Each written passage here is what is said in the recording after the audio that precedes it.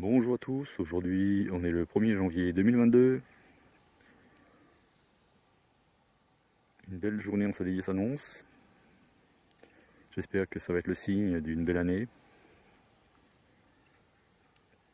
Que les abeilles puissent en profiter au moins cette année. Ça a été catastrophique 2021. On peut voir le verger au loin, avec un peu de brume. Donc je vous souhaite tous mes meilleurs voeux pour cette nouvelle année, bien entendu. Que tous vos projets se concrétisent. Donc pour un 1er janvier, là, on a l'impression d'être au printemps. On peut voir au rucher les colonies qui s'activent. Bon, elles s'activent pour pas grand chose parce qu'il n'y a aucune ressource à l'extérieur, il n'y a pas de fleurs pour l'instant. Et oui, on est encore en hiver. Donc elles sortent, elles nettoient le plancher. Elles évacuent les abeilles mortes. On peut voir sur les planches d'envol, il y a pas mal d'abeilles mortes. Donc ça va faire le bonheur des mésanges charbonnières. Et des souris aussi, parce que je vous expliquerai un peu plus loin ce que j'ai mis en place.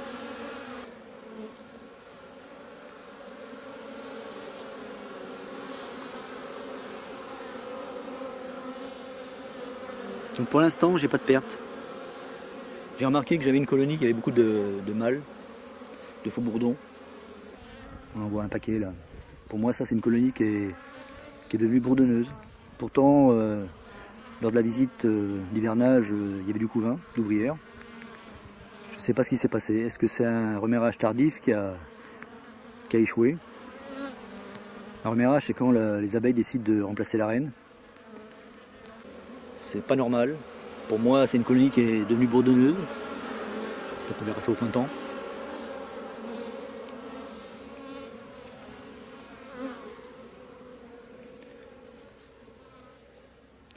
Donc voilà, là j'ai installé un piège photo. Donc j'ai installé ce piège, en fait, c'est pour observer la faune qui rôde autour des ruches l'hiver. Surtout pour observer les mésanges, parce qu'il y a pas mal de mésanges ici. Surtout que les mésanges, moi je fais tout pour qu'elles restent dans le verger. Elles ont un intérêt important pour la lutte contre les chenilles au printemps. Donc j'installe des nichoirs un peu partout. J'ai à peu près une trentaine de nichoirs là. Même dans les bâtiments, je crée des nichoirs. Donc, elles sont assez nombreuses, d'autant plus que l'hiver, on installe une mangeoire pour les nourrir. On leur met de la graine de tournesol. Donc je voulais voir si elles avaient un impact, si elles avaient cette réaction d'inciter les abeilles à sortir de la ruche en frappant à l'aide de leur bec les parois.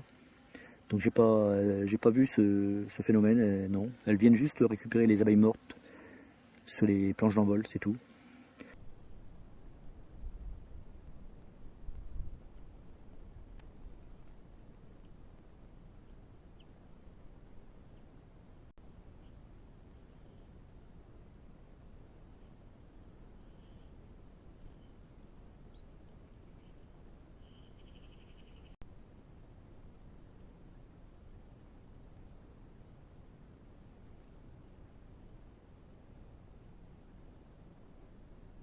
Donc au niveau des déclenchements, j'ai eu à peu près sur une période de 6 semaines, j'ai noté ça sur un petit papier, j'ai eu 59 déclenchements de mésanges charbonnières. Donc c'est principalement la mésange charbonnière. La mésange bleue, non, elle vient rarement. Il y a eu combien de mésanges bleues? 2 déclenchements de mésanges bleues, c'est pas énorme.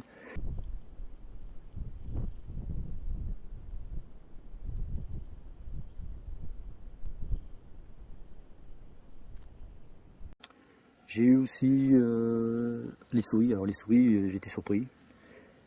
J'ai eu 15 déclenchements de souris. Les souris elles viennent manger les abeilles mortes sur les planches d'envol. Donc la souris, elle est omnivore, elle mange de tout. Elle mange même des fruits. Et elle peut même se nourrir de cire, de pollen, de miel. C'est pour ça qu'il est important de mettre une porte, un réducteur d'entrée pour l'hiver, pour empêcher les souris d'entrer dans les ruches.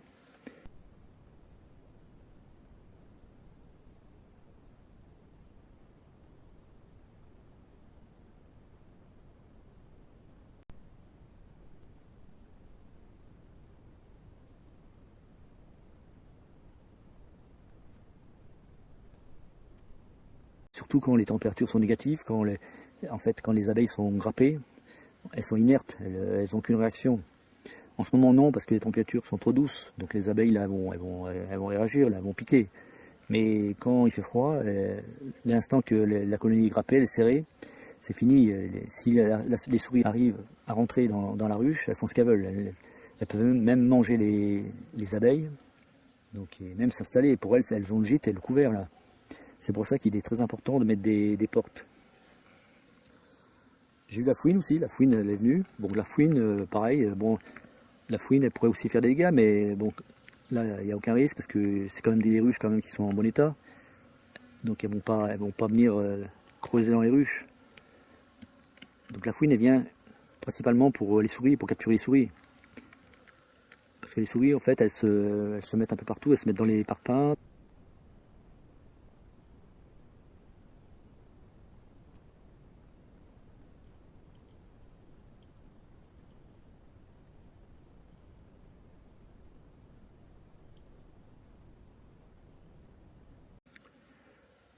J'ai eu aussi les chats qui viennent aussi, bon c'est normal à cause des souris aussi.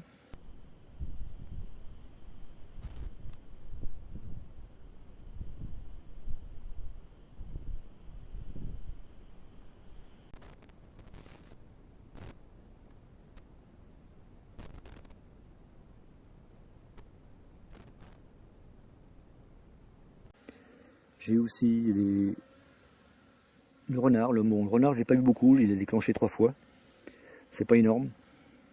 Pareil, il vient pour les souris.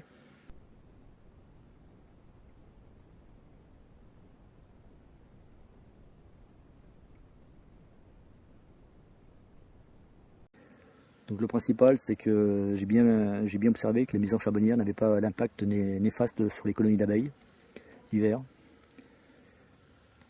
Donc ça me réjouit. Donc voilà, maintenant on va laisser tranquille les abeilles. Donc ce que j'ai fait là cette semaine, oui parce que c'est une semaine de congé, donc ça me permet de travailler un peu.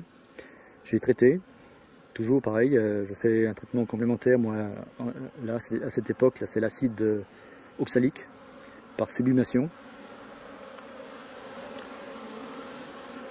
Donc j'ai contrôlé aussi les réserves, et c'est important, là, surtout là avec le problème qu'on a eu en 2021.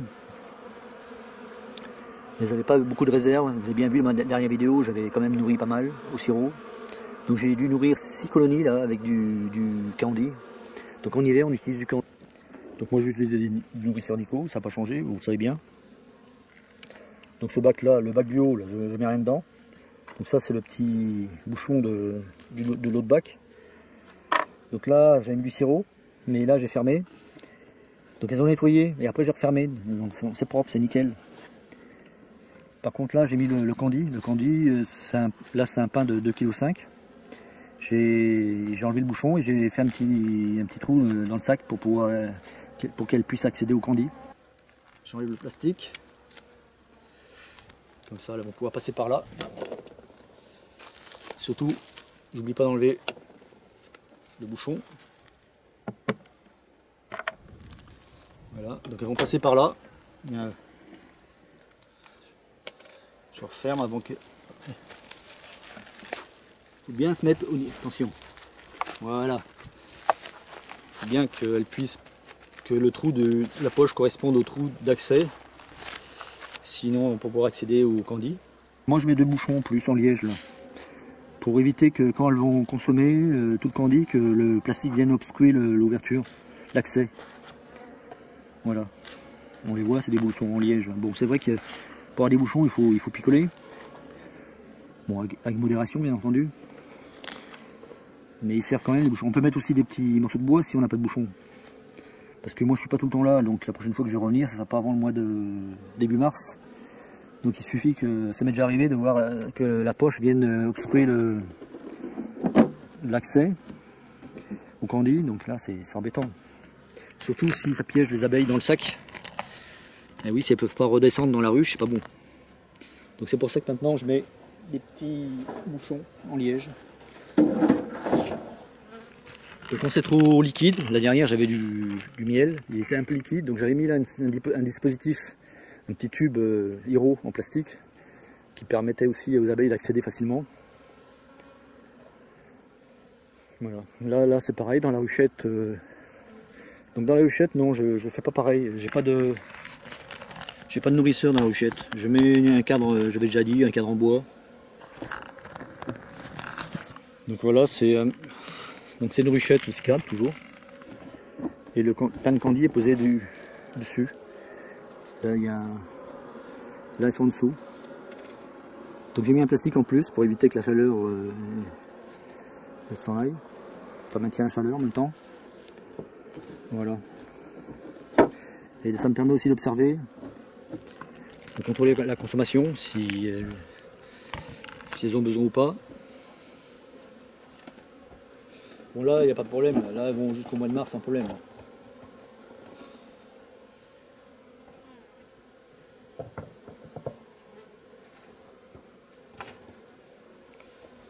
Donc bien entendu, il est important aussi de mettre des pierres sur le toit pour éviter qu'ils s'envolent. Pour l'instant, on n'a pas eu de tempête, ça va. Et oui, malheureusement, 14 degrés là, pour un 1er janvier 2022, c'est vraiment pas une température de saison. Il faut bien comprendre qu'à cette époque-là, les abeilles, normalement, elles sont grappées, elles s'économisent, elles restent tranquilles dans la ruche. Elles ne font pas les folles comme là, elles sortent pas, elles s'épuisent pas. Parce que là, en ce moment, elles sont en train de réduire leur durée de vie. Donc si elles ne peuvent pas aller jusqu'au printemps, il risque d'avoir beaucoup de casse au niveau des colonies d'abeilles. Et c'est pas bon non plus pour la nature, parce que le problème c'est que quand les températures sont trop douces comme ça, trop longtemps, ça risque de lever la dormance des arbres. Et dès l'instant qu'on va avoir un coup de froid, les bourgeons ils vont geler, les fleurs aussi, et terminé après. On est reparti comme en 2021, pas de fleurs, pas de nectar, pas de pollen, et bien entendu pas de fruits. Et voilà, donc les abeilles ont tout perdu. Donc vivement que ça se refroidisse un peu. Allez, à la prochaine vidéo.